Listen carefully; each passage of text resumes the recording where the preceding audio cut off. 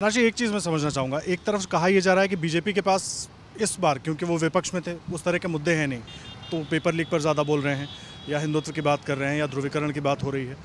कांग्रेस के पास, अशोक गहलोत के पास गारंटियों की एक लंबी लिस्ट है।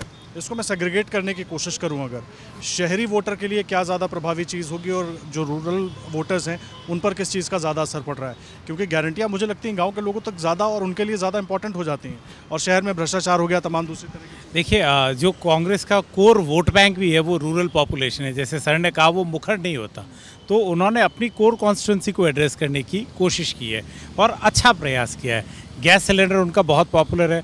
इस पूरे कार्यकाल में चिरंजीवी एक ऐसी योजना है जिसका किसी के पास कोई जवाब नहीं है। That is the biggest strength of Ashok Gehlot, that he is delivered. बाकी सारे फ्रंट्स पे हाँ, भ्रष्टाचार, रोजगार, वो बाकी मुद्दे पर वो उनका कोर वोट बैंक नहीं है। उन्होंने किसान था, उनको एड्रेस करने के लिए वो अभी उन्होंने वो गोबर योजना भी कर दी कि अगर आपका हम गोबर भी खरीद लेंगे, हम महिला को 10,000 रुपये देंगे। तो योजनाएं अच्छी हैं, पर क्या वो उसको एग्जीक्यूट करके अपने नाम पे वोट ला पाएंगे, ये उनके लिए सबसे बड़ा प्रश्न है। अगर उनके नाम और उनको सोच करके अगर व्यक्ति वोट कर रहा है, तब तो अशोक गहलोत को एडवांटेज है। और अगर फिर से वही परिपाटी रही कि नहीं साहब, हमारे एमएलए ने तो ये किया, हम एमएलए वाली हालत पे चुनाव देखेंगे, तो कांग्रेस के लिए चैलेंज रहेगा। पेपर लीक पर मुझे लगता है कि युवा जो जिस तरीके से फर्स्ट टाइम वोटर्स इस बार हैं, करीब 20 लाख के आसपास, और वो युवा उनसे कुछ आसपास ही होंगे जो एग्ज़ाम दे की तैयारी कर रहे होंगे। मैं जोड़ देता हूँ, आप जवाब दे दीजिएगा। तो नाराज़गी उनमें होगी और उनके आसपास के लोगों में भी होगी।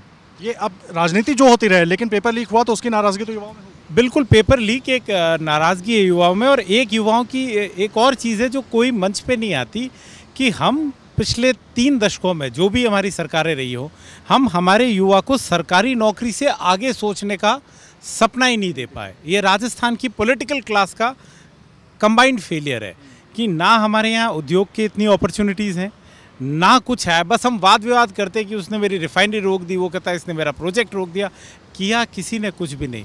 तो हमारा युवा इस मामले में बहुत त्रसित है। आप गांव में जाइए तो उनको चैलेंज होता है, मैं शहर तक नहीं आ पाया। शहर वाला कहता है, अपने आप को दूसरे मेट्रोज से कंपेयर कर रहा है। तो हाँ, युवा वर्ग की एक नाराज़गी तो है, और पेपर लीक एक रियलिटी है। आप इस पर खाली जांच बिठाई, वो बिठाई, और जो आपने कॉस्मेटिक उपाय किए हैं, उससे कुछ निकला नहीं धरातल पे। तो वो क्या वो गुस्सा भी वोट में तब्दील होगा, वो एक देखने वाली बात है। और जो बात आपने कही सरकारी नौकरी के आगे नहीं देख रहे हैं, ये मुझे ज़्यादातर जगहों पर युवाओं ने ये कहा है कि सरकारी नौकरियां सीमित हैं, लेकिन वो और कोई साधन नहीं। एक उदाहरण देखिए, हमारे यहाँ अभी 3-4 महीने पहले की बात है, नारायण मूर्ति की एक फ़ोटो आई थी। जब टेन्योर एंड हो रहा है, तब हम देख रहे हैं कि एक कर्टसी मीट में नारायण मूर्ति किसी कार्यक्रम में आए थे, वो मुख्यमंत्री से मिलने गए। ये नारायण मूर्ति 2018-19 में आते।